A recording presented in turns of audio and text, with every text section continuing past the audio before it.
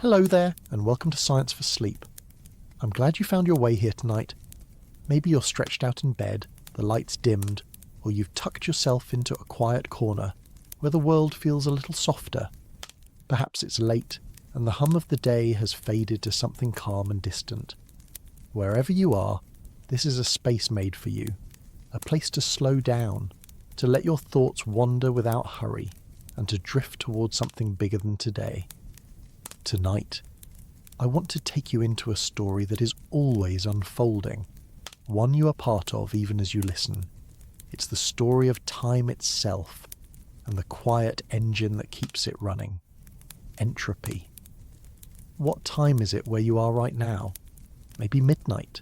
Maybe an early morning you didn't plan on seeing. Time is passing either way, steady, unbothered, slipping from one moment to the next. You've felt it your whole life without needing to think about it. But why does it move at all? Why do you wake up and grow older? Why do things fall apart instead of falling back together? Why is yesterday always behind you and tomorrow always out of reach? There's a reason. It's simple, and it's everywhere. Though it hides in places so ordinary you hardly notice it. And once you see it, you'll start spotting it in your coffee cup, in the air you breathe, in the quiet tick of your own heartbeat. Entropy is not loud. It doesn't crash in or announce itself, it just keeps time. If you're already feeling yourself unwind, I'd be glad if you tapped that little like button or subscribed. Only if it feels natural. I make these for you. For anyone who wants a calm corner of the night where science isn't a lecture, it's just company. And if you're listening from somewhere specific, maybe a small town, maybe a city that never quite sleeps, maybe the middle of nowhere, tell me in the comments. I love seeing where this map of quiet mind stretches. So, let's begin. Take a slow breath. Let your shoulders drop a little. There's no rush here. Imagine for a moment that the universe has a clock. Not the kind with ticking hands or glowing numbers, but a clock that you can't hear or see, and yet it moves everything forward.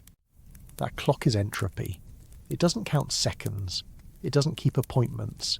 It only does one thing. It makes sure the future is different from the past. If you've ever spilled a glass of water, you've seen it at work. The water doesn't leap back into the glass. A broken plate doesn't put itself back together. A melted ice cube doesn't refreeze itself on the table. You know this without needing an equation, because you've never seen it happen any other way. That is the arrow of time. It isn't set by the ticking of a watch or the rotation of the earth. It's set by the fact that things only move in one direction, from order to disorder, from neat to scattered, from concentrated to spread out. That's entropy. And it's not just a rule. It's the hidden current that pulls everything forward. You might be thinking, well, that sounds a little grim. If everything's always falling apart, what's the point? But it's not about destruction. Entropy isn't a villain. It's simply the way the universe keeps track of what has already happened. When you pour cream into coffee and stir, the swirling patterns fade and settle into something uniform. It's not worse. It's not better. It's just what happens. Entropy doesn't erase beauty. It gives it context. It's the reason you remember what came before, and why you know that tomorrow hasn't happened yet. Right now, as you're lying there, entropy is at work in ways you don't even notice. Heat from your body is spreading into the air. The device you're using to listen is giving off a tiny bit of warmth as it runs. Outside, winds are mixing the atmosphere, oceans are redistributing salt and temperature, and stars are burning themselves slowly toward their eventual quiet. It's not fast. It's not loud. It's not even something you can see. But if entropy ever stopped, so would time. Here's something to try. Picture a deck of cards perfectly sorted. Aces on top, kings at the bottom, everything in its place. That's low entropy. Now imagine shuffling it once, then again, then again. With each shuffle, the order fades. You could keep shuffling forever, and it's almost impossible for the deck to ever return to its exact starting point. That's what time is doing. Not because someone's pushing it forward, but because the universe naturally moves toward the states that are easiest to reach. the ones with more ways to exist. A neat deck is rare, a messy deck is easy. That's not a flaw. That's how everything you know unfolds. Even your own memories depend on this. You remember the past because it was more ordered. The marks it left in your brain were carved in one direction. You don't remember the future because it hasn't happened yet, and because entropy hasn't written it down. It will, but not yet. And when it does, it will do it the same way it always has, one irreversible step at a time. Now think about something as simple as an ice cube. You take it from the freezer, set it on the table, and watch. It melts. The water spreads out. Molecules that were locked into a rigid structure now roam free. That's entropy in motion. Could it refreeze on its own? In theory, the laws of physics don't forbid it. But in practice, you'd have to wait longer than the age of the universe to see it happen. That's how tilted the balance is. Things move forward, not backward, because there are far more ways to be disordered than ordered. It's not a rule written down anywhere. It's just statistics on a cosmic scale. If that sounds distant or abstract, bring it closer. Your body is a constant little battle against entropy. Every second you burn energy to hold yourself together, to repair cells, to keep warm, to keep living.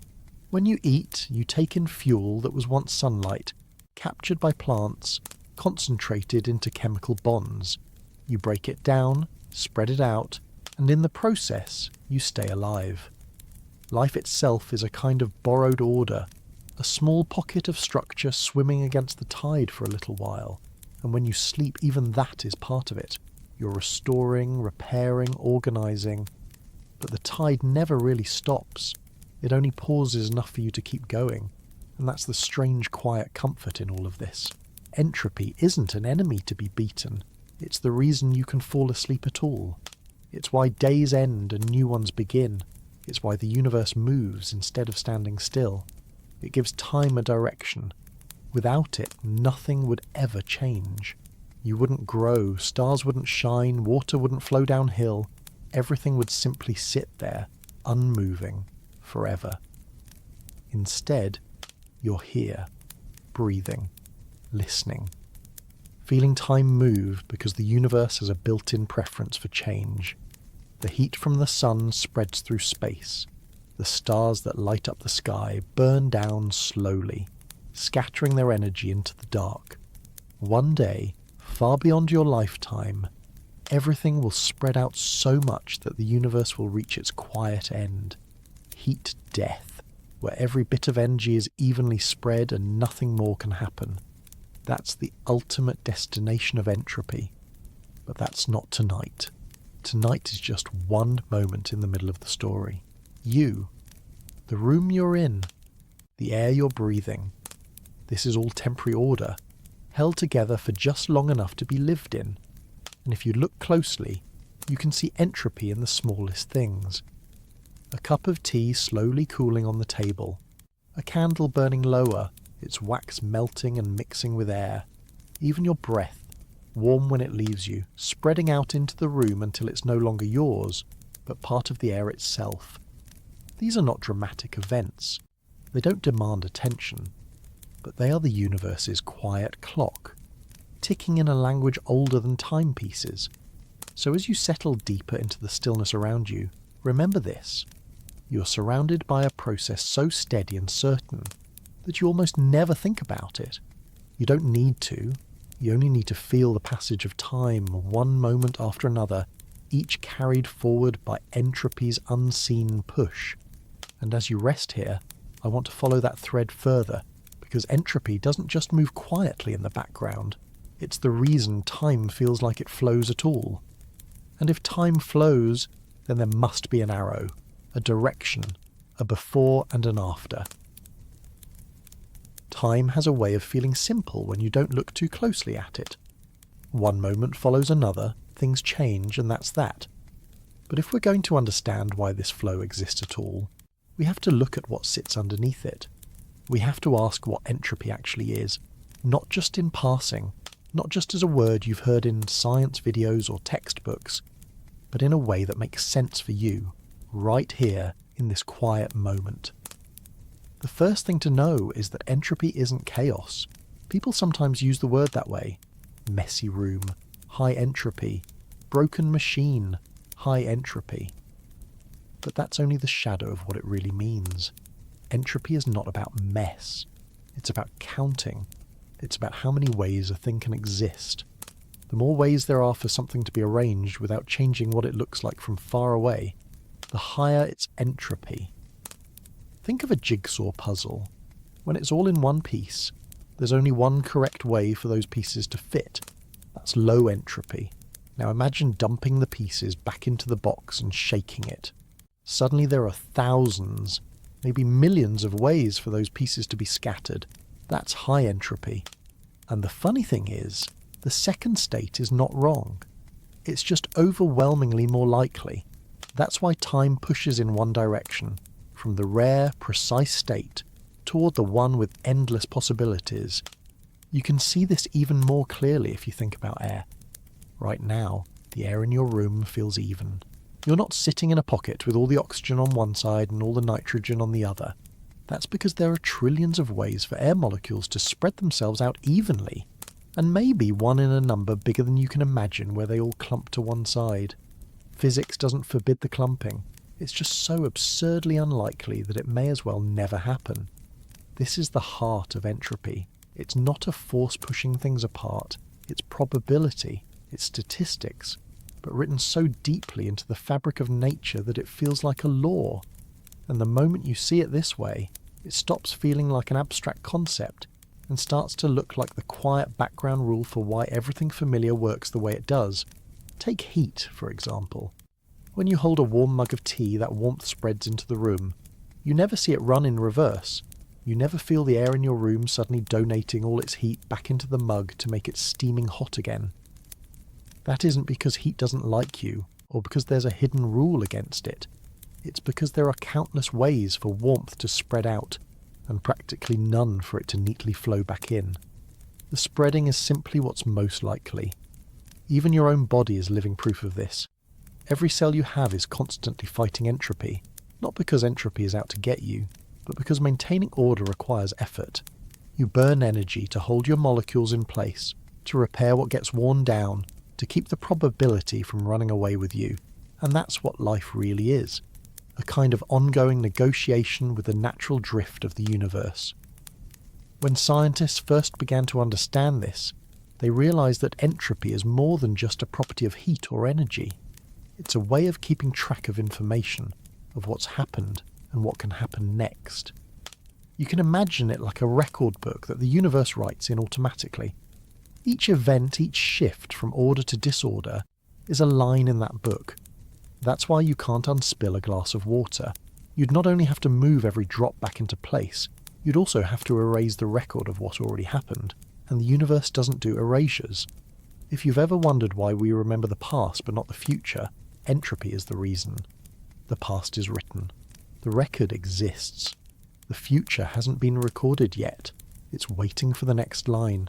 And while you may not see that record in any obvious way, you feel it every second of your life, because that record is what gives time its sense of direction. Now, here's something worth sitting with for a moment. Imagine, just for fun, that you filmed yourself knocking over a cup of marbles. If you played that film forward, the marbles would spill and bounce, scattering across the floor. Perfectly normal. If you played it backward, though, you'd laugh, because suddenly those marbles would all roll back in perfect unison and leap back into the cup. You know instinctively that's not how the world works. That instinct, that's entropy speaking. Your mind has learned to trust the arrow of time because you've watched it play out your entire life. But here's where it gets even stranger. At the level of individual particles, the tiniest pieces of reality, there's nothing in the equations that says time has to move forward. A single collision between two particles can look the same whether you run it forward or backward. Time's direction only really appears when you zoom out, when you take trillions of those particles together and let probability take over. That's where entropy comes in. It doesn't care about one particle. It cares about all of them, all at once. And in that vast crowd of possibilities, forward wins every time. This is why entropy is sometimes called the hidden engine of time. It's not pushing the universe like a hand on a clock. It's simply tilting the table ever so slightly so that everything rolls one way instead of the other.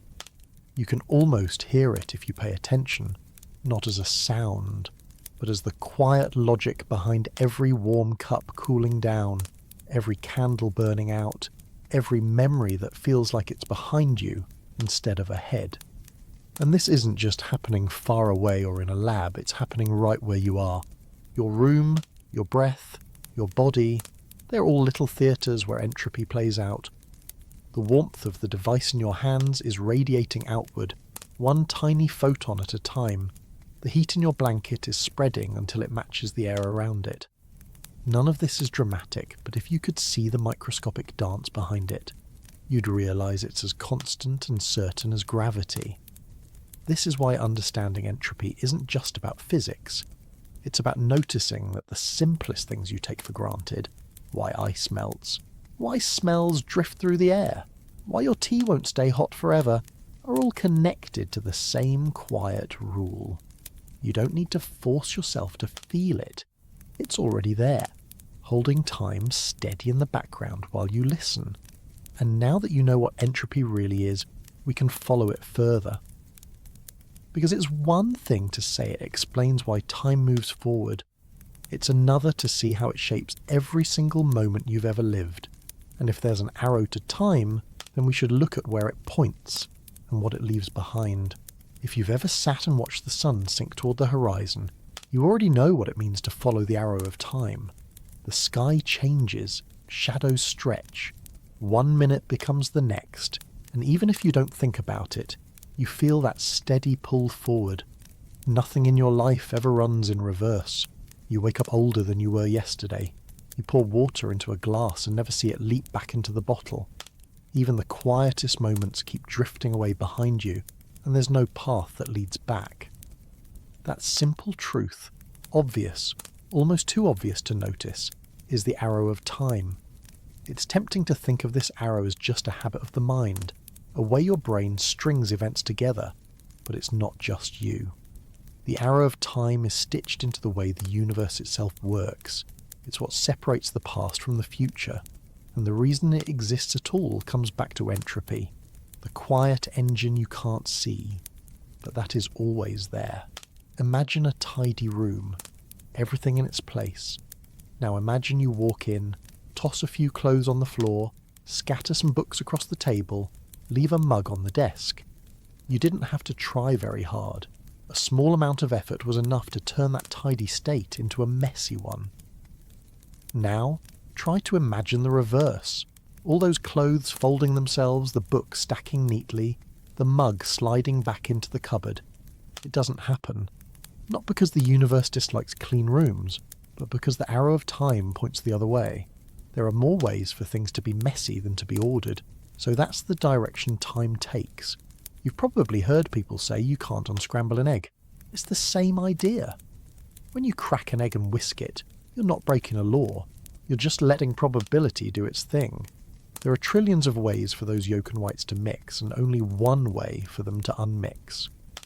The arrow of time simply follows the path that almost everything can travel, instead of the one narrow route that almost nothing does. And yet, this isn't just about broken eggs or messy rooms. It's about why your memories face backward instead of forward. You can recall the sound of your favourite song from yesterday, but you can't hear tomorrow's melody ahead of time.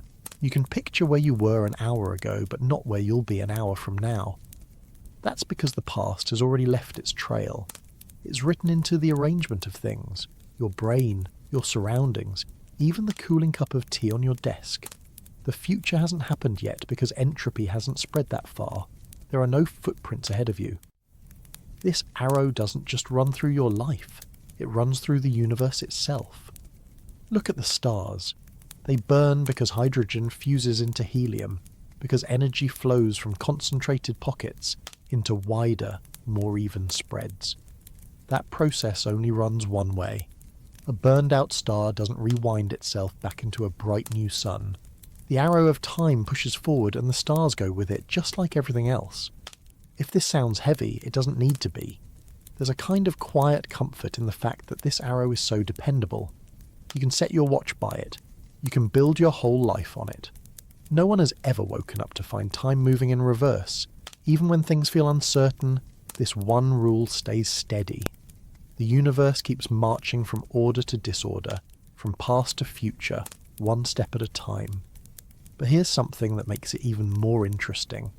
If you could somehow rewind the universe, every particle, every atom, every grain of dust, back to where it was billions of years ago, you wouldn't just be reversing time, you'd be reversing entropy. You'd be marching uphill against the single strongest trend in existence. That's why we never see it happen. It's not that physics forbids it, it's that it's so unimaginably unlikely that it's as good as impossible. This is why the arrow of time feels so natural. You've lived your whole life inside of it. It's why you know, without anyone explaining it, that spilled milk doesn't pour itself back into the carton, that a burnt-out match won't burst back into flame. Every one of those little events is just entropy running forward, writing another line in the universe's record book, one you can read simply by remembering what came before. And if you zoom out far enough, you start to see that this arrow doesn't just explain why things happen, it also gives the universe a kind of story. Stars are born, burn and die.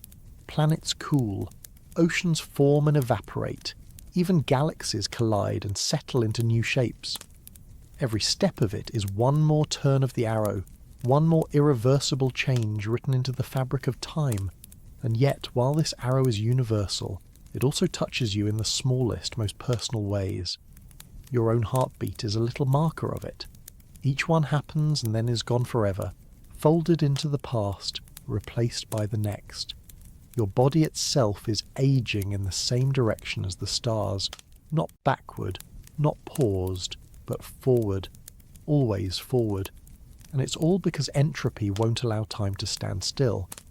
Once you see this, you can start to notice it everywhere. In the way a warm drink cools, in the way sounds fade into silence, in the way a day begins and ends and never loops back. You live in the middle of this one-way current, and the quiet part is, you always have. But if time has an arrow, and entropy is what points it, that raises an even bigger question. What does this mean for the future? If everything is always spreading out, cooling down, and settling into simpler states, where is all of this heading? And if there's a destination, how far away is it? When you start thinking about how time moves forward, it's easy to picture it as a straight path, a line stretching from order to disorder, from neat beginnings to scattered endings. But that's not quite what it feels like when you slow down and really look at it. The shift isn't sharp or violent, it doesn't crash or tear. Most of the time it happens quietly, almost gently, like fabric loosening its threads. This is what makes entropy so strange. It isn't about things breaking, it's about things softening. Imagine an ice cube melting in a glass. At first it's sharp-edged, solid, defined. You can pick it up, hold it, hear it clink against the glass. Then slowly it blurs, the edges round off, the structure unravels, the cold, stiff order of the ice slips away, and in its place water spreads out freely, smooth and formless. That's entropy at work. Nothing explodes, nothing shatters, it just lets go. You can see it everywhere if you pay attention. A hot cup of tea steaming in a quiet room. At first there's a clear difference between the tea and the air around it. One is warm, the other cool, but the longer you wait, the less that difference matters. The heat drifts out, dissolving into the room until the tea is the same temperature as the air. The sharp contrast fades, replaced by an evenness so complete that nothing about it stands out anymore. Entropy always moves this way, from the clear and separate toward the blended and balanced, from order to softness. And it isn't just in small things. The same slow shift plays out across the entire universe. Long ago, the cosmos was full of sharp contrasts. Hot, dense, crowded with energy packed into every corner. Over time, that energy spread. Stars ignited, burned, and cast their heat outward. Planets formed and cooled. Galaxies spun into their graceful shapes. Step by step, the universe smoothed out, trading sharpness for balance, trading intensity for quiet. This is the same process you see in that melting ice cube stretched across billions of years. What makes this so fascinating is how natural it feels. You don't notice it happening in real time because entropy doesn't rush. It doesn't need to. It just waits. And while it waits, it turns the rigid into the relaxed, the structured into the simple. A drop of ink in water doesn't vanish. It spreads until it belongs everywhere at once.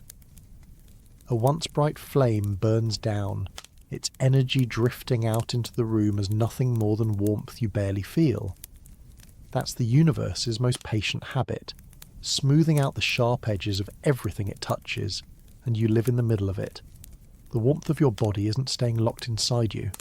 It's drifting outward in tiny exchanges you never notice, equalizing with the room. Every breath you exhale mixes into the air, one small thread woven into something bigger.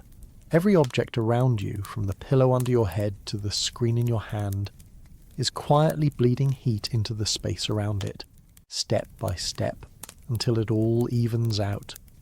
This isn't destruction. It's not even loss.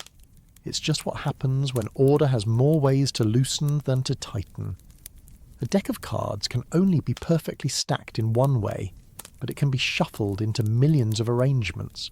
It's not that those arrangements are wrong, they're simply easier. The universe always drifts toward the easier state, because easier is what's overwhelmingly likely. There's something oddly peaceful in that. Entropy isn't a hammer striking things down. It's more like a tide wearing away at sharp rocks until they turn smooth. It doesn't erase everything instantly.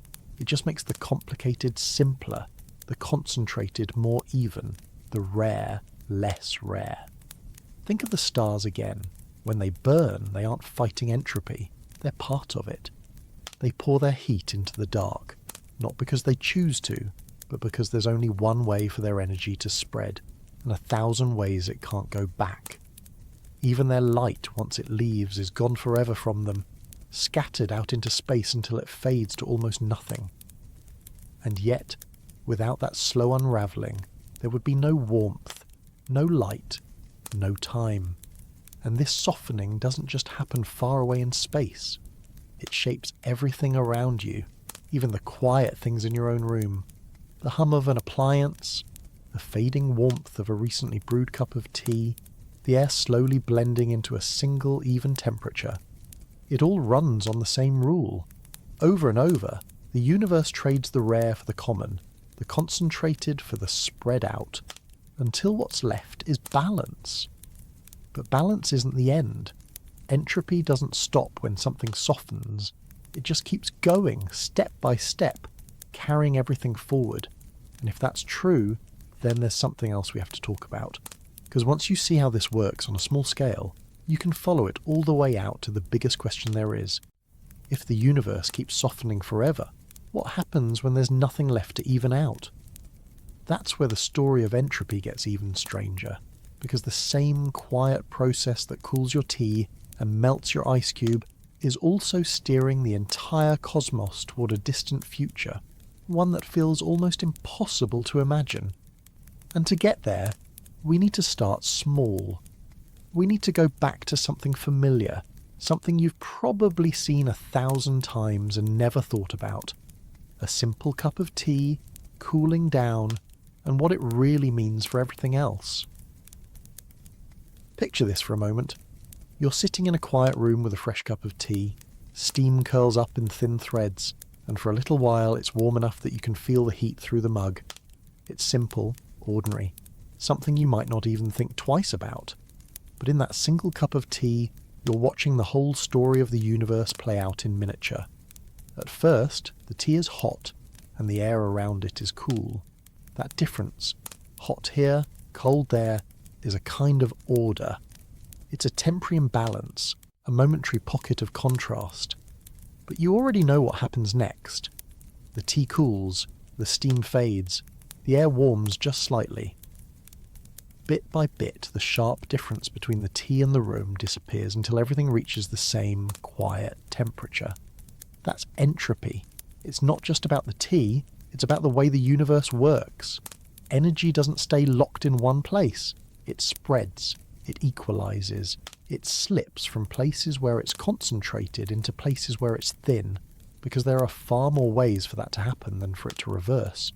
And every time it does, the arrow of time moves forward. If you think about it, that little mug is a map of the cosmos. Right now, stars are doing exactly the same thing. They burn through their fuel, pouring heat and light into space. Planets cool, just like the tea on the table. Galaxies slowly scatter their energy outward. It's the same story, just stretched over distances so large you could fit 1,000 Earths inside a single frame, and still not see the edges. You don't notice it on that scale because it takes so long, but every second it's happening. The universe is cooling down step by step the same way your tea is. Not in a hurry, not in a rush, just steady, inevitable, quiet. And this isn't just some far-off phenomenon for scientists to study. You can feel it in your hands every time you wrap them around a warm mug. You can see it in the fading steam. You can trace it in the way things settle.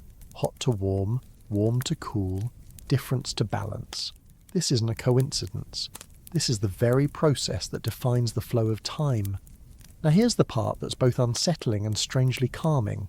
If you follow this process far enough, if you imagine every star cooling, every burst of energy evening out, every difference in temperature and motion finally smoothed away, you end up with the ultimate quiet, the heat death of the universe.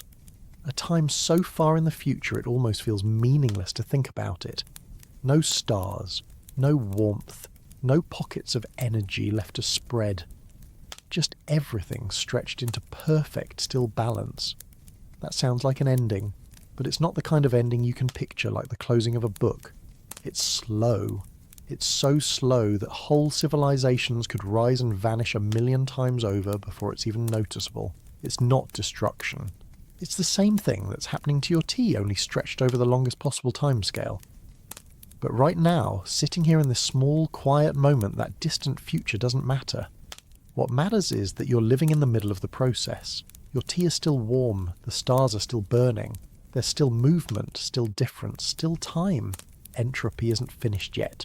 You're part of a universe that's still busy shifting, still spilling energy outward, still unfolding its story, one cooling cup at a time.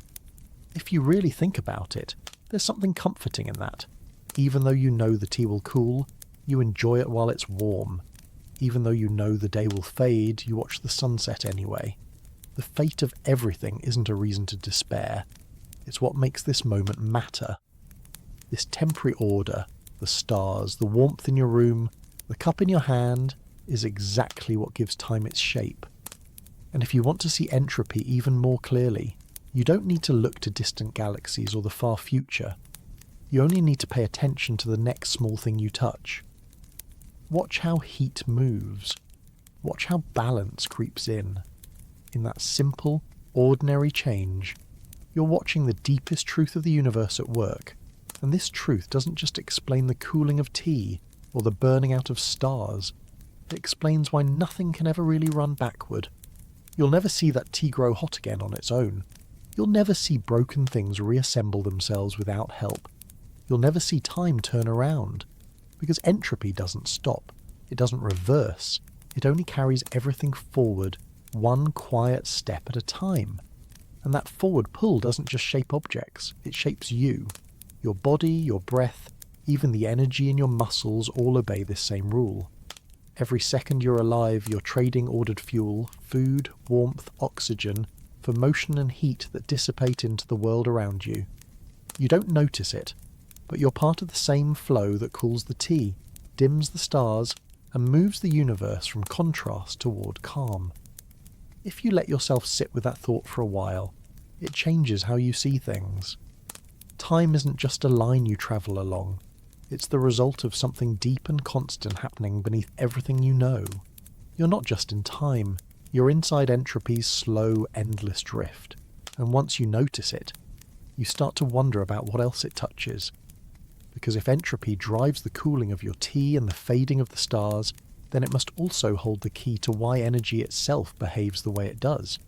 It must explain why nothing from the smallest atom to the largest galaxy can ever escape this quiet, inevitable spreading out.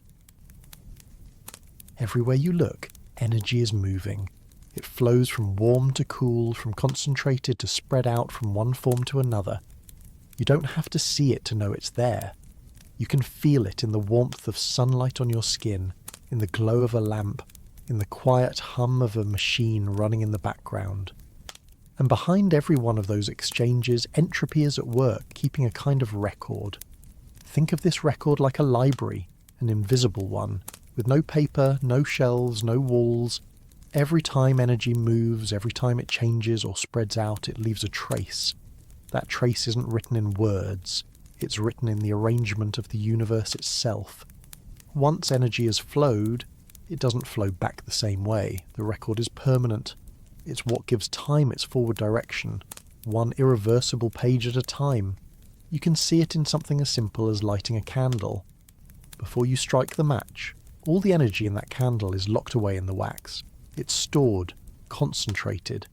The moment you light it, that energy spills out. Heat spreads into the room. Light travels outward. The air moves with the tiny flicker of the flame. You can't take that same warmth and pull it back together into the candle again.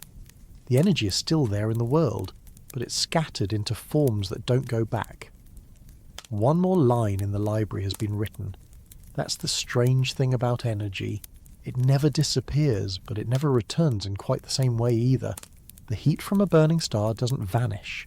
It streams into space, carried away as light that keeps going forever, weaker and fainter as it spreads. That energy doesn't come back to the star. It's part of the universe now, archived in the same library that's been growing since the very beginning. And this library doesn't forget. When you boil water, the energy you used isn't erased. It lingers as heat in the air, as a slight rise in temperature in the walls and floor, even as the molecules in the water move faster and faster. Every bit of it is accounted for. Entropy doesn't lose track. It just keeps adding to the record, one transfer at a time, until the energy that was once focused and useful has been spread so thin that all that's left is balance. This is why you can run an engine or cook a meal or charge a battery, but you can't do any of those things with cold air alone. Energy isn't gone. It's simply been shuffled into forms that can't easily be used again. The sharp contrasts, hot here, cold there, have blurred. And once they blur, entropy locks the change in place. Even now, as you listen, this record is being written all around you. The device you're holding is giving off heat that drifts outward into the room. That warmth will keep spreading, into the walls, into the air, into the endless background of everything else, until it's so evenly shared that it's impossible to notice. The universe is very patient. It doesn't erase what happens. It just files it away in this vast library of energy, where every change is permanent. What's remarkable is that this record is also the reason anything happens at all. If energy didn't flow from high to low, if entropy didn't keep count, the universe would be frozen. No warm tea cooling, no stars burning, no breath leaving your lungs and mixing into the air. That gentle one-way movement of energy is what makes time move. It's what turns possibility into memory. You can follow this library back to the beginning. At the start, when the universe was young, it was packed with energy crammed tightly into one hot, dense state. Back then, there were sharp contrasts everywhere. Pockets of heat, vast differences in density, enormous potential for change. Every bit of that potential has been slowly unwinding ever since, every step filed away in this invisible archive. Galaxies forming, stars igniting, planets cooling, oceans freezing and thawing. Each event another page in the book. And here's the part that ties it back to you. Your life, in its own small way, is part of that same record. Every meal you eat, every breath you take, every step you walk, it's all powered by borrowed energy being moved from one place to another. The food you eat carries sunlight captured by plants, sunlight that came from nuclear reactions in a star. You burn it, you move, and the energy spreads further. You can trace every heartbeat, every thought back to the same rule. Once you see this, even the simplest things start to feel connected.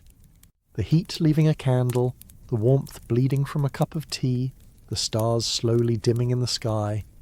They're all the same story, written in the same universal library. It's quiet, but it never stops.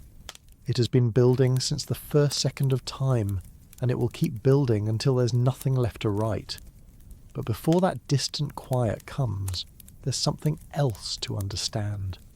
Because entropy doesn't just explain how energy spreads, it also explains why some things can never be undone, why you can't unburn a log, or unshatter glass, or gather spilled heat back into a single perfect spark. It's not just inconvenience, it's the deepest rule there is. And once you see that, it changes how you look at everything. Because now it's not just about what energy does, it's about why it only ever moves forward. If you've ever cracked an egg into a bowl, you already know what's coming. The shell breaks, the yolk spills out, and with a quick stir, everything mixes together. It's so ordinary that you don't think twice about it. But here's the question. Why doesn't it ever go the other way? Why don't you ever see the yolk and the whites separate themselves, climb neatly back into their shell, and seal themselves shut again? The simple answer is entropy. Once that egg is broken, it moves from a state of very low entropy, a rare, orderly state, into one of almost limitless disorder. And the farther it goes, the more impossible it becomes to go back. Not because the laws of physics forbid it, but because the odds are so impossibly small that they may as well be zero. To unscramble an egg, every single molecule would have to reverse its motion. Every drop of yolk and every thread of egg white would have to find their original place again, down to the tiniest detail. In theory, the rules of physics don't say it's impossible, but if you waited for it to happen naturally, you'd be waiting longer than the age of the universe. That's how deep this one-way flow runs. And this isn't just true for eggs, it's true for everything. A shattered glass doesn't leap back together because there are countless ways for its pieces to stay scattered, and only one impossibly specific way for them to reassemble. A burned log never unburns because the energy released in the fire has already spread into the air, scattered so thin that it will never come back. Every event like this is a step forward in time, a change recorded in that invisible library entropy keeps. You've felt this your whole life, even if you've never called it by name. You know instinctively what can happen and what can't. You don't expect a puddle of spilled water to leap off the floor and back into its glass. You don't expect a warm cup of coffee to reheat itself. Your brain has spent every second of your life watching entropy do its work, and it has learned the one rule that never breaks. Things don't reverse. But there's something fascinating about why this feels so final, because at the microscopic level, the tiniest building blocks of reality don't actually care about forward or backward. If you could watch two molecules collide, you could run that little collision forward or in reverse, and the math would look the same. The difference only appears when you zoom out, when you look at all the molecules at once, all of them swirling and bouncing in their billions and trillions. Out of that vast sea of possibilities, almost every path runs in one direction. That's where time's arrow comes from. And this is why entropy gives time its sense of inevitability. You can't just pick out one egg or one glass or one tiny event and force it to undo itself. Everything around it, the air, the heat, the motion of every other particle, has already shifted to record what happened. To rewind a single thing, you'd have to rewind everything else too. The universe doesn't do rewinds. That might sound a little unforgiving, but in a way, it's what makes life feel solid. You don't live in a world that resets itself. You live in a world that moves forward, steadily, predictably, one change after another. Entropy keeps time anchored. It gives you yesterday and today and tomorrow. It gives you memories that face backward and futures that stay unwritten until you reach them. And if you want proof, all you have to do is crack another egg. Watch how easily it falls apart. Watch how natural it feels for order to dissolve into something simpler. Then ask yourself why it never surprises you. That quiet lack of surprise is your mind recognizing entropy at work. But there's another side to this story. Because while entropy explains why you can't unscramble an egg or unburn a log, it also explains something else. Why every bit of heat in the universe flows the way it does, why every star burns the way it does, and why even the smallest transfer of warmth always follows the same quiet rule. And to see that, we have to look closer at the constant companion of entropy, heat. Heat is one of the simplest things we experience, but it's also one of the most revealing. It's the quiet language entropy speaks in every corner of the universe. When you feel warmth on your skin, when a cup of tea cools on the table, when sunlight spills across a room and fades into the air, you're not just noticing temperature, you're watching the most fundamental rule of time in action. Heat always flows from hot to cold. It never reverses on its own. A warm mug cools down. It doesn't get hotter unless you add energy from somewhere else. The air in your room doesn't suddenly give up its heat to make that mug steaming hot again. This isn't just a rule of convenience. It's the physical signature of entropy. Once heat spreads out, it doesn't come back. And the reason for that is simple. There are far more ways for heat to disperse than for it to concentrate. Think of a single spark from a fire. At first, it's focused and bright, carrying energy in one small place. But the instant it's released, it radiates outward in every direction. That energy races away as light and heat, scattering so thinly that you could never gather it all up again. Each bit of it drifts into the universe's vast library of energy, filed away permanently. This is why heat feels so tied to time. Every warm thing you touch is temporary. You can hold a mug of coffee in your hands, but even as you enjoy it, the heat is slipping away. It's not a failure of the coffee. It's just the universe doing what it always does, trading difference for balance, trading the sharp contrast of hot and cold for the even calm of everything in between. But this isn't just a kitchen table effect. It's cosmic. Stars burn because they are hot, because their energy is crammed so tightly into one place that it has no choice but to flow outward. Every ray of light they send into space is heat leaving a concentrated pocket and joining the larger sea of the universe. Once it leaves, it never comes back. That's why stars don't last forever. Entropy is quietly, steadily, spreading their energy away, one photon at a time. If you think about it, your own body is part of this same exchange. Every second, you radiate heat into the space around you. You can't feel it happening, but it's constant. Even as you sit in a room where the air feels still, tiny exchanges of warmth are taking place between you, the air, the walls, and everything else nearby. Nothing is perfectly isolated. Entropy doesn't allow it. This is also why engines run, why fires burn, why anything in the world moves the way it does.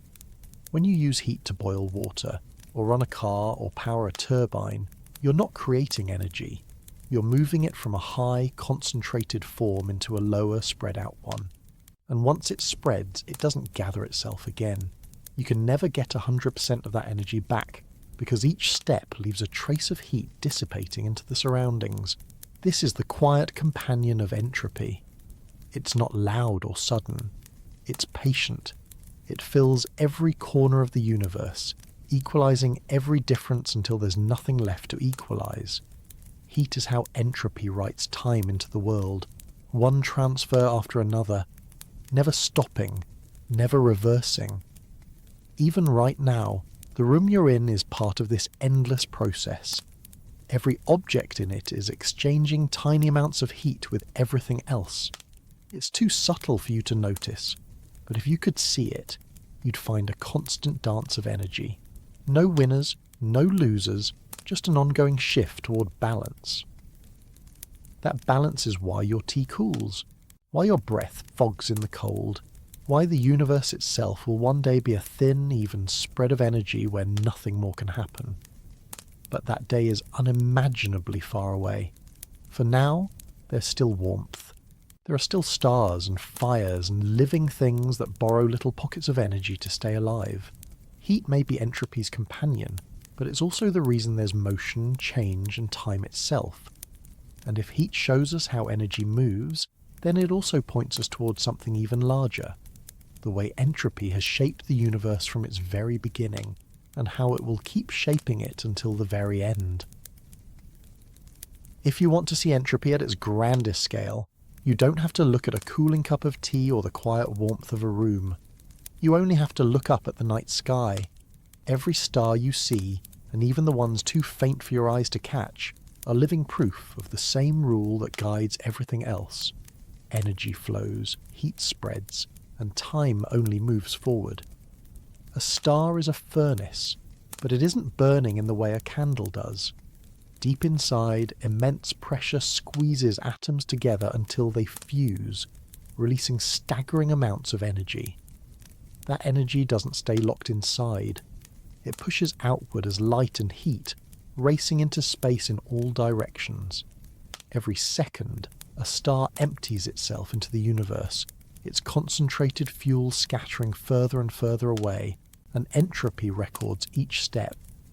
That's why stars shine at all.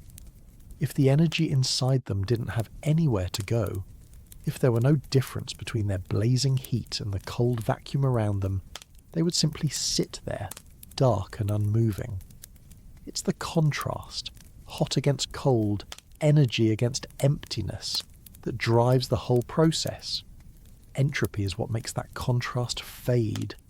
But in fading, it gives the universe its motion. You can think of it like a cosmic bonfire. Each star burns down slowly, throwing its heat into the darkness. Some of that energy warms planets. Some of it escapes into empty space. But none of it ever returns to the star.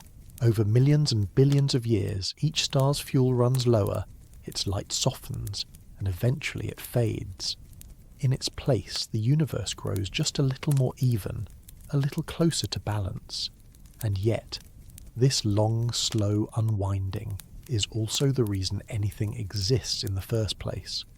Without it, planets wouldn't form, oceans wouldn't move, and life wouldn't begin. Every breath you take traces back to a star burning its fuel long ago. Even the warmth in your body right now is borrowed starlight, captured by plants, carried through food, and spent in countless tiny processes inside you. Entropy has been at work since the very first second of time, and stars are its most visible messengers. But stars don't last forever. Eventually their fires dim.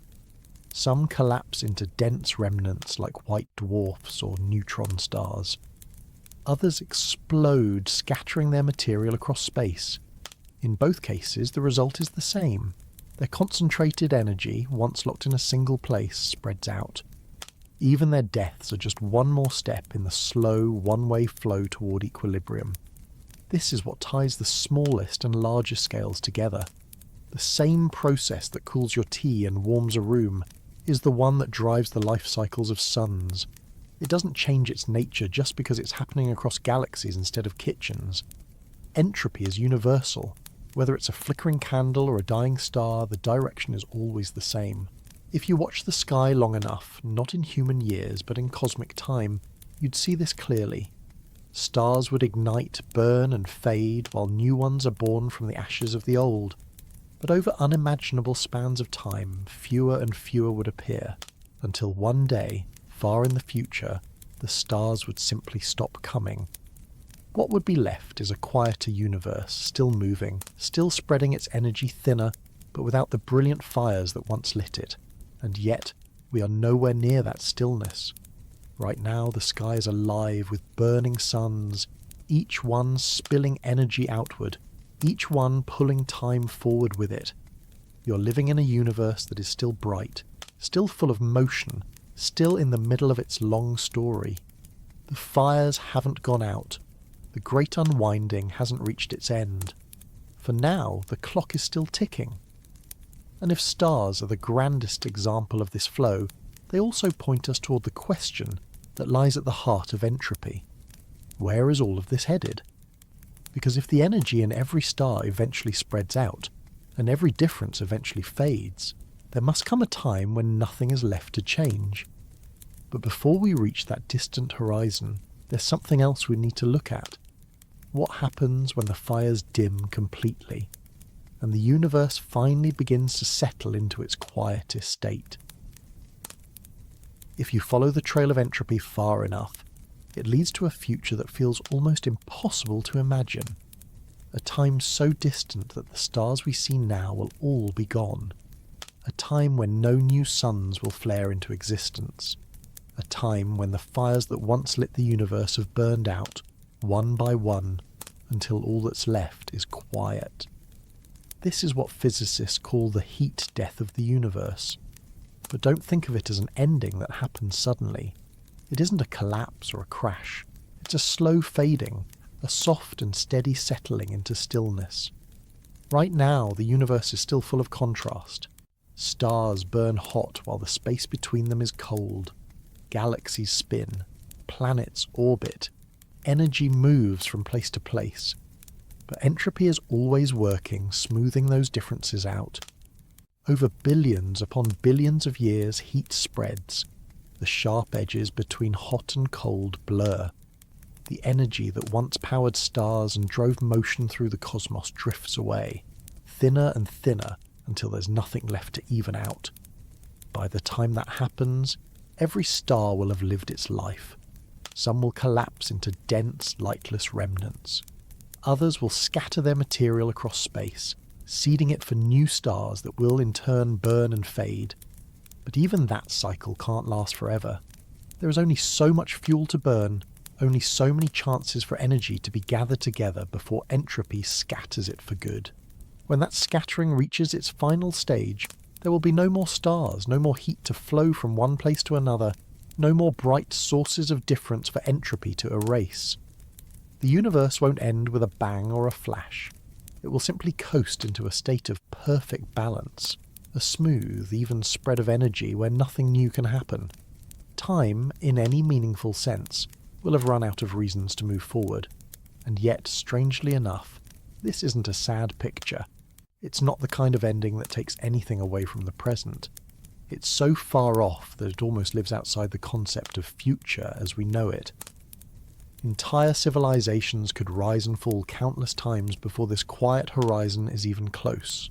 You, right now, are in a universe still rich with warmth and movement, surrounded by burning stars and flowing energy. Heat death is not a threat.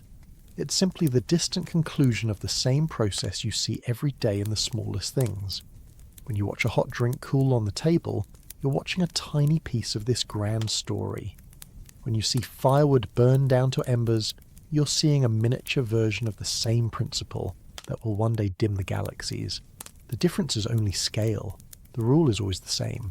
And if you sit with that for a moment, it changes how you think about time.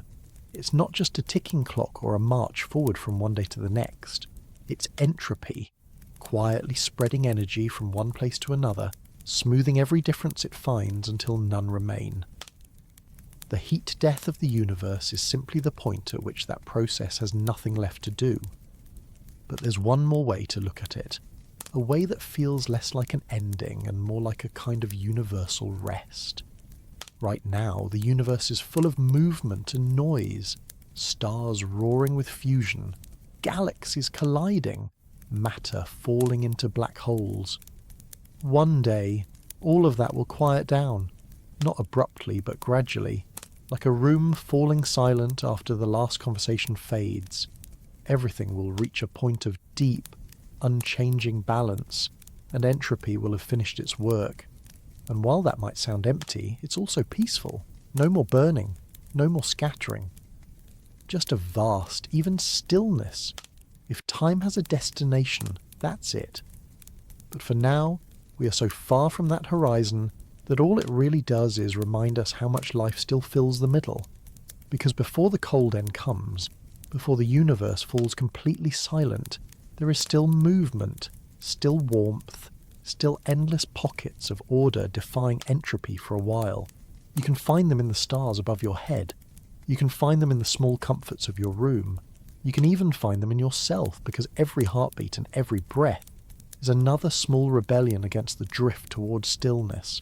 And that's where the story takes a turn, because while entropy is always moving forward, life finds a way to move with it, borrowing order from the universe for a little while before giving it back. And that small act of defiance, repeated everywhere, is what makes the world feel alive.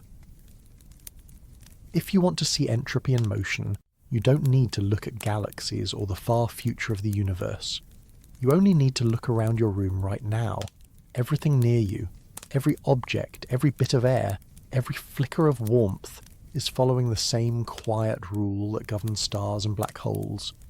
The difference is that here, it's so ordinary you barely notice it. Take the air, for instance. It feels still, calm, maybe even motionless, but it isn't. Every molecule in this room is moving, colliding, bouncing, and spreading out. If all the air were ever to gather in one corner, leaving the rest of the room empty, it would feel like magic. But it doesn't happen, because there are far more ways for air to stay evenly spread than to cluster in one place. That balance isn't forced, it's the natural result of entropy at work. Now think about heat. Right now, your body is warmer than the air around it. Without you noticing, you're radiating tiny amounts of heat into the space nearby. The walls, the floor, the objects in the room, they're all trading microscopic bits of energy with one another. It's not dramatic.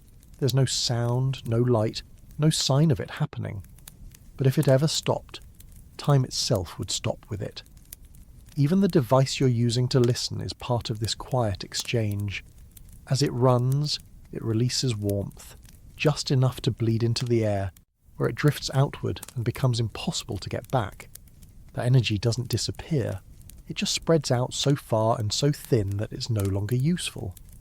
Another tiny line added to entropy's endless record, and it's not just heat. The smells in a room, coffee brewing, a candle just blown out, fresh laundry, follow the same principle. Molecules spread, mixing with the air until there's no trace of where they began. You can't reverse it. You can't pull them all back into their original places. Entropy has already scattered them, the same way it scatters starlight across the sky. Even dust is part of this story. Left alone, it never gathers itself into neat piles. It spreads slowly and inevitably until every surface shares it. You tidy it away, but without that effort it always returns. That too is entropy, an ordinary reminder that the universe prefers the states that are easiest to reach, the ones with the most possibilities, and you sitting there are part of it. Every breath you take pulls in air, mixes it in your lungs, and sends it back out a little warmer, a little more even with the room. Your body is constantly exchanging energy with its surroundings, whether you notice it or not. You're part of the same flow that turns hot tea lukewarm, that spreads smells through the air, that cools a room after the sun has set. It's strange to think that this quiet process in your room is the very same one that drives the universe toward its distant heat death. But that's the truth. There's no dividing line between the two. The air molecules bumping around you and the galaxies drifting apart in deep space are all chapters of the same story. Entropy doesn't care about scale. It's everywhere, always moving forward, always evening things out. And yet, there's comfort in that. Because while entropy runs in the background, you're not powerless in the middle of it. You can rearrange your room, you can make tea, light a candle, fold blankets, or open a window. You borrow a little order for a while, knowing it will eventually give way again. That cycle is not failure. It's what keeps the world in motion. If you pause and look around, you can almost feel it. The soft hum of a process so steady and familiar that you never had to learn it. It was simply always there. And once you notice it in your room, it's hard not to wonder where else it's been hiding in plain sight, shaping the way you remember the past and why you can't return to it. Because entropy isn't only in the air and the walls around you, it's written into the very direction of your own life. You've seen things break before, a dropped glass shattering on the floor, a favourite mug chipped at the edge, even a once warm drink cooling down until it's no different from the air around it. And each time it happens, you know, without even thinking about it, that it won't undo itself. The glass won't leap back together, the chip won't vanish, the tea won't grow hot again. That certainty you feel isn't just experience, it's entropy. When things break or scatter or fade, the universe keeps a kind of record. Not in words, not in images, but in the arrangement of everything around you. Each change leaves a mark, and once it's made, it doesn't get erased. That's why you can remember what has happened, but not what hasn't. Think about memory itself. Your mind doesn't store the future. It can't. But it holds the past because the past has already happened, and every moment of it has been carved into the state of the world. When you see a broken glass on the floor, you know it was whole a few seconds ago because the pieces tell the story. The fragments, the sound of the fall, even the space it once filled, those are all traces. They point backward, and they only point one way. This is why time feels the way it does. You never wake up and find the past rewritten, because entropy doesn't move in reverse. The record it keeps is permanent. Each event spreads out through the world in heat, in sound, in motion, until undoing it would mean reversing not just the thing itself, but everything it touched. Imagine, for a moment, if you could actually watch this happen. Picture dropping that glass in slow motion. The pieces scatter, a sound ripples out, and a tiny bit of heat escapes into the room. Those ripples keep moving long after you've cleaned up. The sound waves bounce and fade. The heat mixes into the air. Even the tiniest vibrations spread out and become part of the background. The world moves forward, carrying the record of what happened in ways too small to see, but too real to ignore. That's why the future feels blank. It isn't written yet. There are no pieces scattered, no heat spread, no traces for you to read. Entropy hasn't left its mark there, and until it does, all you can do is wait for time to catch up. This is what makes the memory of broken things so powerful. It's not about sadness or loss, it's about direction. Every broken glass, every cooled drink, every chipped mug is a tiny reminder that the universe moves one way and doesn't turn back. That's not something to fight. It's what gives your life its shape. Without that one-way current, there would be no sense of before or after, no reason for memory to exist at all. And it's not just in objects, it's in you. Your own body keeps the same kind of record.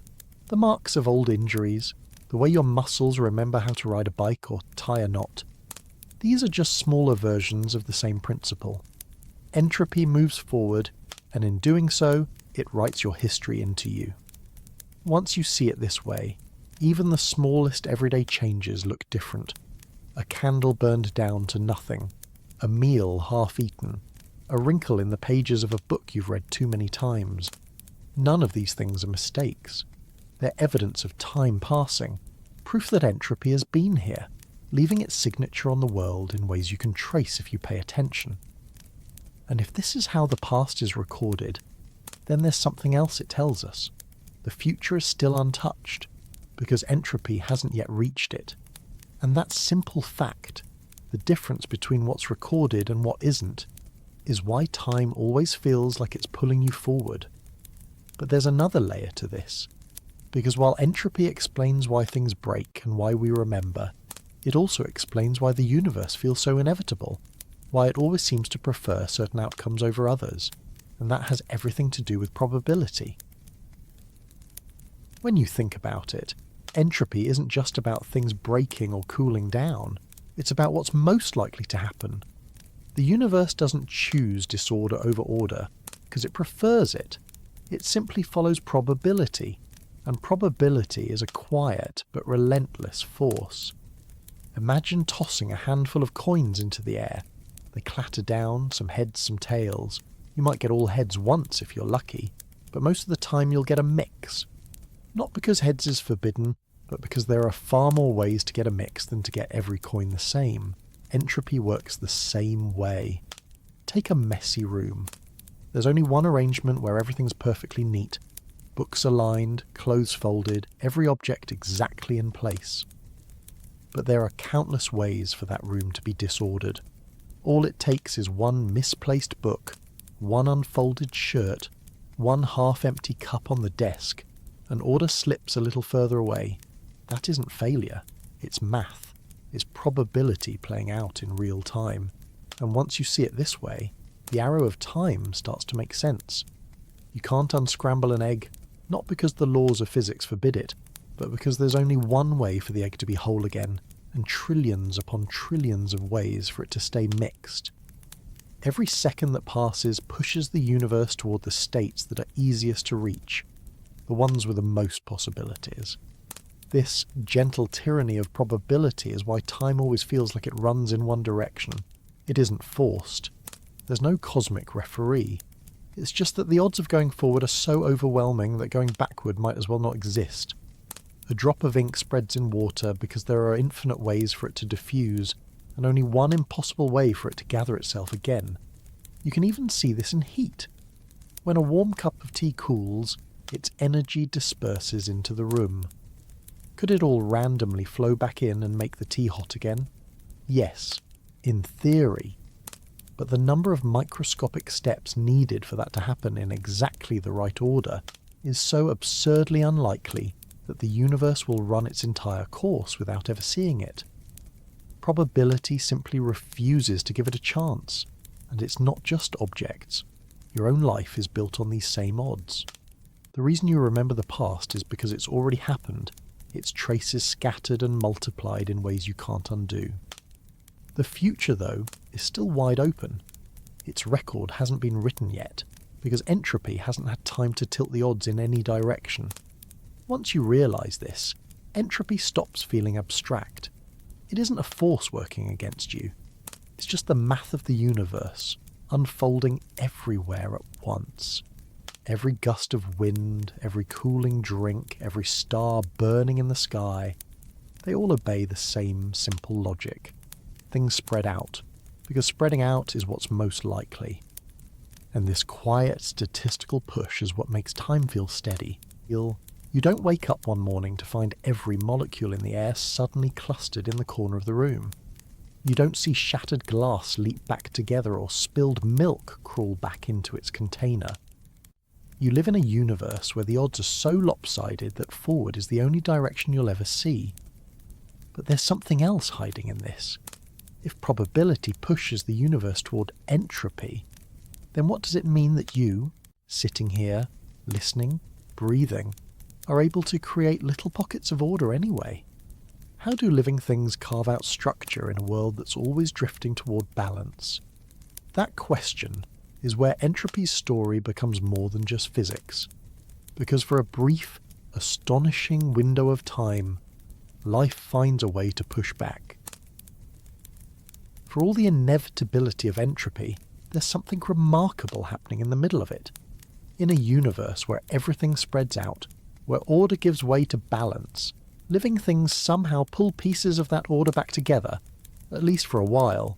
You can see it in the shape of a tree growing from the ground, in the rhythm of your own heartbeat, even in the simple act of breathing in and out. Life doesn't break the rules of entropy. It bends them just long enough to exist. Your body is a perfect example of this. Right now you're warm, structured and alive because you're constantly borrowing energy from the world around you. Every meal you eat, every breath you take is fuel. Plants capture sunlight and trap it in their cells. You eat the plants, or the animals that ate the plants, and the energy flows into you. You use it to hold yourself together, to repair what's broken, to move, to think. But every bit of that comes with a cost. You take concentrated energy in, and you release some of it back to the world as heat, as entropy. This is what life is. A temporary local reversal of the trend, built on top of the trend itself. You keep yourself organised by constantly feeding the universe's tendency to spread out. The moment you stop, if you stop eating or breathing or moving, that borrowed order slips away and entropy takes over completely. And it's not just you. Every living thing does the same. A tree grows upward against gravity because it's powered by sunlight. A bird flies because it burns food for fuel. Even the smallest cell takes in energy, uses it to build, and then leaks it back out as heat. Life is not a defiance of entropy. It's a clever partnership with it. You create little pockets of structure by paying the price of disorder elsewhere. This is why life feels so different from the rest of the universe. A rock just sits there. It doesn't take in energy. It doesn't repair itself. It doesn't fight the drift toward balance. But living things are in constant motion, constantly spending energy to keep their own order intact. It's a beautiful, fragile trade. The universe gives you the chance to hold yourself together for a while, and you give it entropy in return. When you think about it this way, it's almost comforting. You don't have to fight against the universe. You're part of its flow, and for a small span of time you get to build patterns inside it. Heartbeat after heartbeat, breath after breath. Eventually, entropy will win. It always does.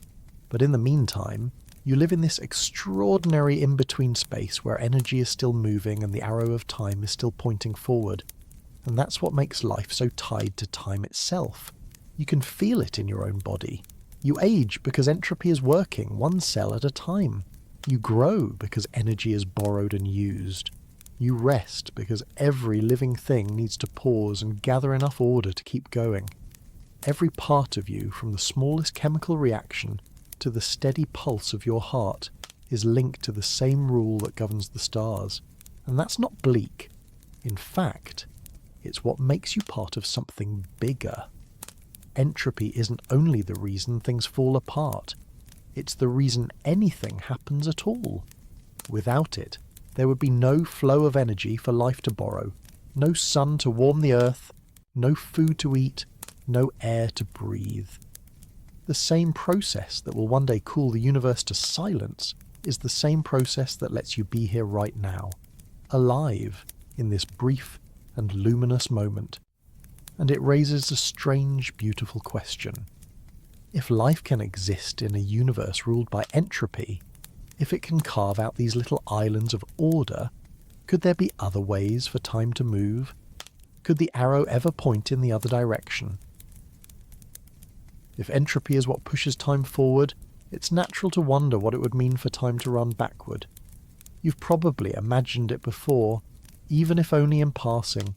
A broken glass lifting itself from the floor, shards spinning together until they're whole again, smoke drifting back down into a candle, the sun rolling up from the horizon instead of down. It's a strange thought, but it raises a fascinating question. Is it truly impossible, or just unimaginably unlikely? On paper, the laws of physics don't forbid time from reversing. If you zoom into the tinier scales to single particles colliding, the math works just as well forward as it does backward. A single collision looks the same in reverse. But entropy doesn't live in those tiny isolated events. It emerges when you look at everything at once, every particle, every interaction, every bit of energy spreading in every direction. And in that view, backward is buried under a mountain of probability. Think about that scrambled egg again. If time could flow backward, every molecule in that egg would have to retrace its steps perfectly, each one finding exactly the right place to return to. The odds of that happening are so staggeringly small that you could wait longer than the universe has existed and never see it. Entropy doesn't forbid backward motion. It simply drowns it in impossibility. And yet, there's a reason this idea captures us. Part of it comes from the way our minds work. You remember the past, but the future is blank. It's tempting to imagine what it would be like to turn around and walk back through that blank space, to reclaim what has already been lost to the arrow of time. Maybe it's why so many stories play with the idea of time reversal. Not because it's realistic, but because it's the one thing that feels forever out of reach. Even in physics, there are strange corners where time seems to blur. On the smallest quantum scales, particles can behave in ways that don't fit our everyday sense of direction. Some processes even look reversible, at least in theory. But as soon as you step back and include the rest of the universe, the heat, the spreading energy, the countless invisible interactions, time snaps back into place, always moving the same way. Entropy wins by sheer numbers. And in a way, that's a good thing. If time could run backward, the world wouldn't feel stable. You wouldn't trust that the broken glass will stay broken, that a sunset will lead to night, or that tomorrow will follow today. The forward pull of entropy is what makes the universe predictable. It's why you can make plans, why memory has meaning, why your life feels grounded in cause and effect. Backward might be an intriguing dream, but forward is what gives reality its shape. Still, it's fascinating to imagine. If time could reverse, it wouldn't just change the world, it would erase it. Every trace of every event, every record in Entropy's invisible library would have to be undone. Memory itself would vanish, because it's built on the past, and the past would no longer exist. The very thing that gives you your sense of self, your history, your story, would dissolve into nothing. That's why, even if it were possible, backward time would be unrecognizable. It wouldn't feel like living life in reverse. It would feel like not existing at all. And so, we move forward, carried along by the same one-way current that cools your tea, dims the stars, and gives every moment its place in line. But instead of wishing it could go backward, there's another way to look at it. The arrow of time isn't just a limitation, it's also what makes every moment unique. Nothing repeats exactly, nothing rewinds.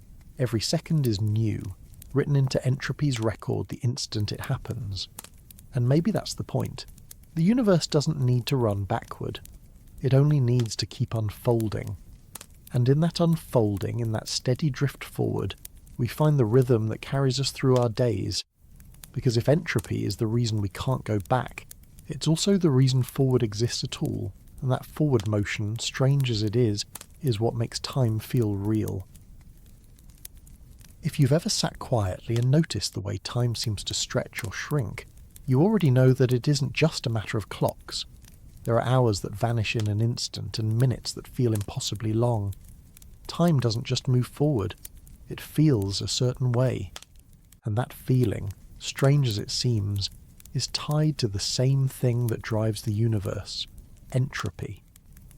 When you remember something, you're looking backward at events that have already been written into the record of the world. Your morning coffee, the sound of a conversation, the warmth of sunlight through a window, these moments exist in memory because they've already left their mark. Heat has been exchanged, molecules have shifted, tiny changes have rippled outward until they're impossible to undo. That trail is why the past feels solid. The future, though, feels empty. Not because it isn't coming, but because it hasn't been written yet. Entropy hasn't had the chance to leave its traces there. No spilled heat, no scattered marks of events, nothing for your mind to hold on to. You can imagine what might happen, but it's always just a guess, because probability hasn't played its hand yet. This is why time feels like a narrow bridge between the weight of the past and the blankness of what's next. Even the way you sense time changing, why some days blur by while others drag, comes from the way your brain measures it. You don't really feel seconds ticking, you feel change. When nothing much happens, there are fewer changes for your mind to record and time feels slower.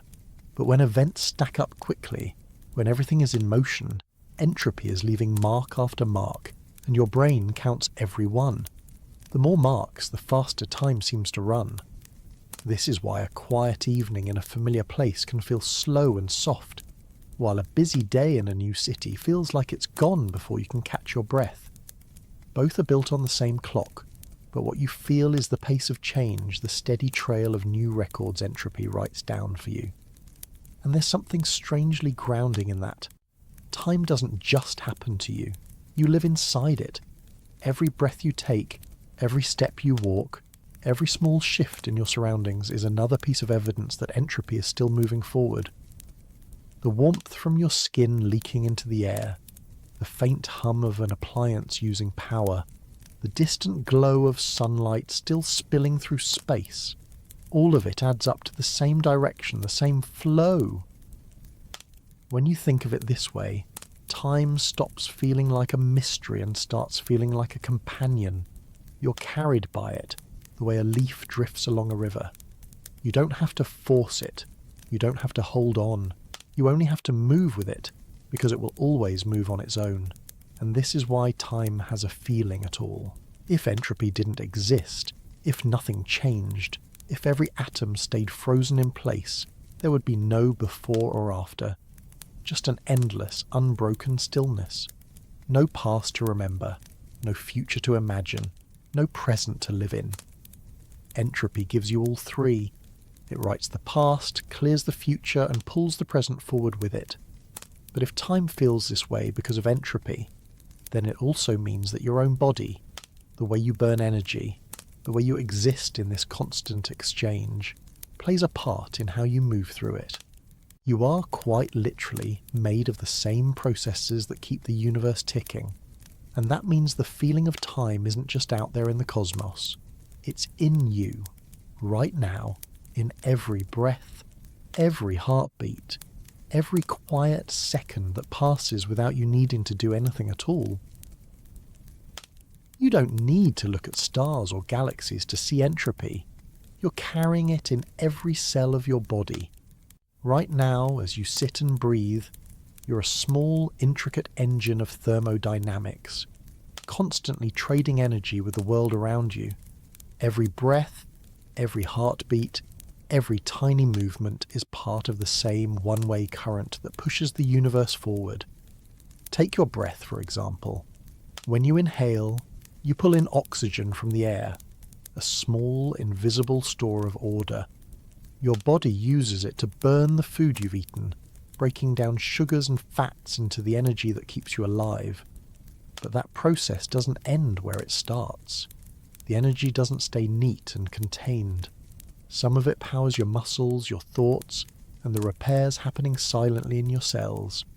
The rest spills outward as heat radiating from your skin, warming the air around you in tiny constant waves. Even when you're still, your body is busy.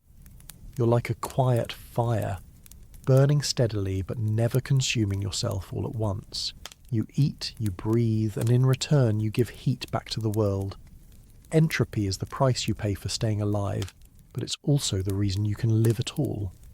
Without that flow of energy, nothing would happen. Your cells would freeze in place. Your thoughts would stop. You'd be a machine without power. Every heartbeat is part of the same exchange.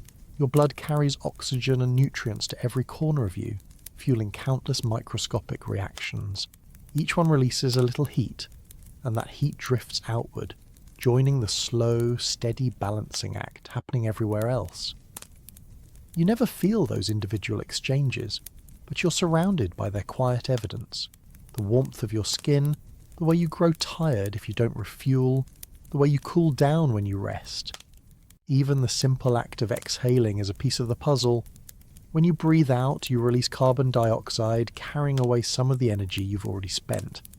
That breath mingles with the air in the room, mixing and spreading until it's indistinguishable from everything else.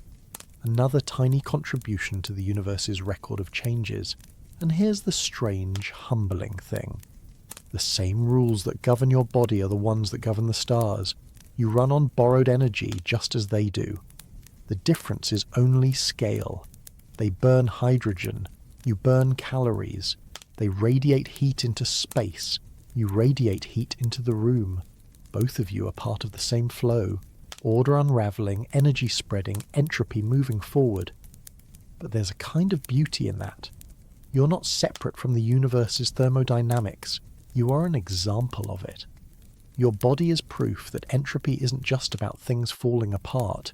It's about things happening. Without it, you wouldn't age. but you also wouldn't live. Time would have no direction, and nothing in you could move. And yet, in the middle of this one-way drift, you've built a temporary pocket of order. Yourself. You eat, you rest, you repair, you keep going, all while entropy ticks along in the background. You're borrowing a little structure for a while, knowing it won't last forever, but also knowing it doesn't have to. Because that's the quiet truth about living in a universe ruled by entropy. You don't escape it. You move with it. Every breath, every heartbeat, every small exchange of heat between you and the world is a reminder that you are part of the same steady current as everything else. And once you see yourself this way, you stop feeling separate from the universe. You start feeling like what you've been all along, a temporary, beautiful arrangement of energy and matter, riding the arrow of time just like the stars, the oceans, and every grain of dust in space. And if you can accept that, then you can begin to see something else hiding in this constant flow, something comforting in a way you might not expect. Because entropy isn't just about endings, it also carries with it a quiet kind of peace. When you hear about entropy, it's easy to think of it as a force that only takes. Things cool down, break apart, scatter and fade. But if you sit with it long enough, if you watch the way it moves through the world, you start to notice something else. There's a strange kind of comfort hidden in it, a calm acceptance built into the way the universe works. Look at the small things around you. A candle burns down, its wax melting and its heat drifting into the air. Nothing about it feels tragic. It's simply what the candle was always meant to do. A cup of tea grows cold. A breeze dies down. The day fades into night. None of it is loss. It's just the natural settling of things, the quiet movement from contrast to balance. Entropy doesn't rush. It doesn't tear things apart in anger. It lets them go, one step at a time, and you can see the same thing in yourself. You breathe out and release a little heat into the air. You get tired and rest. You eat, you burn energy, you rebuild, and then you do it again. You don't fight entropy. You live alongside it. You're made of it. Every moment of your life is another small exchange in this long, patient process. There's something deeply reassuring about that. You don't have to hold the universe together. You don't have to force time to keep moving. It already does. The warmth will always flow outward. The air will always mix. The stars will always burn and dim in their turn. You're carried along by the same current that moves everything else. And for a while, that current holds you here, alive, breathing, in the middle of it all. And when you stop trying to fight it, it stops feeling harsh. A warm drink cooling isn't a failure. A sunset fading isn't an ending. These are just the natural ways the universe relaxes into itself. Even the far-off heat death of the cosmos, as strange as it sounds, is less a catastrophe than the ultimate stillness, the final balancing out of every difference.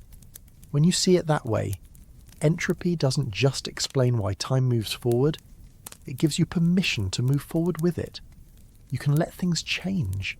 You can let moments pass. You don't have to hold on to every single one of them, because the flow that carries them away is the same one that brought them to you in the first place. Maybe that's why there's a kind of peace in watching small, ordinary things. Steam rising from a cup, a candle flickering low, even your own breath moving in and out.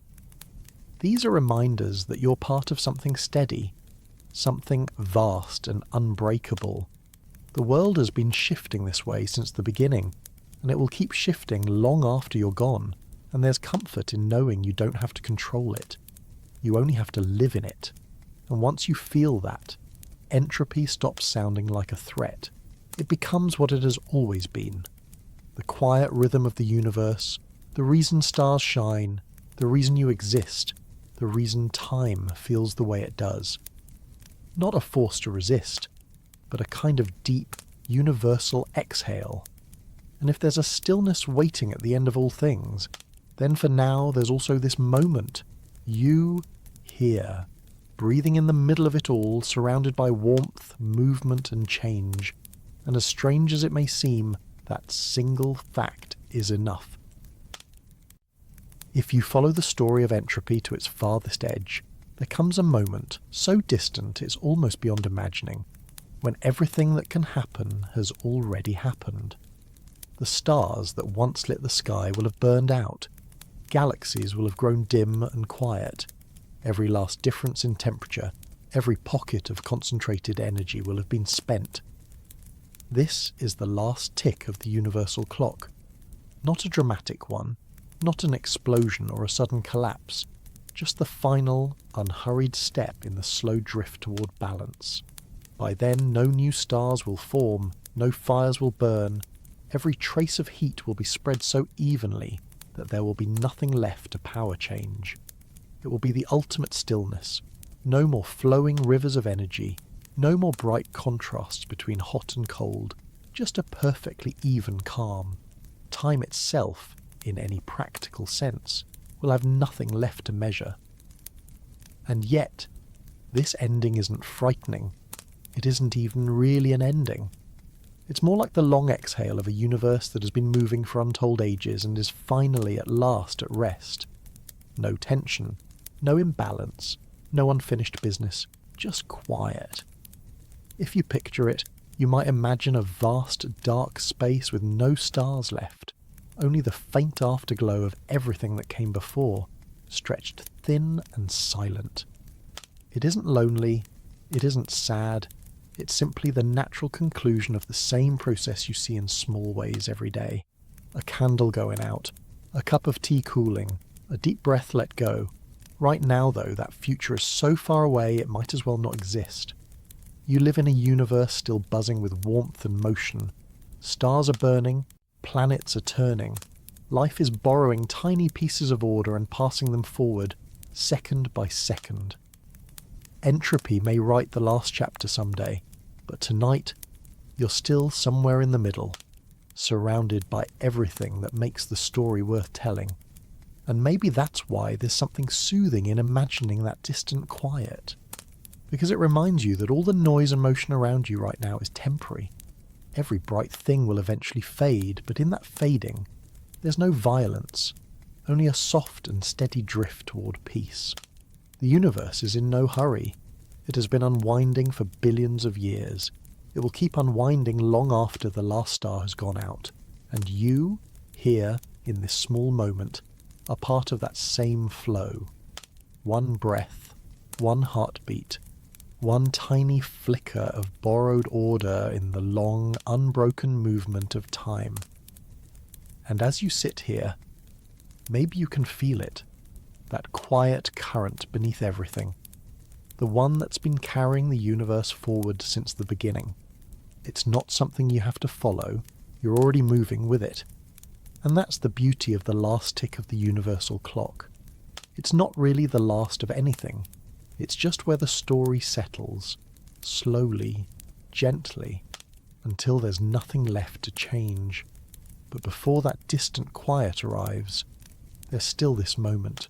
There's still the flow you're in right now, and in that flow there's a strange and calming truth. You don't need to reach the end to find rest.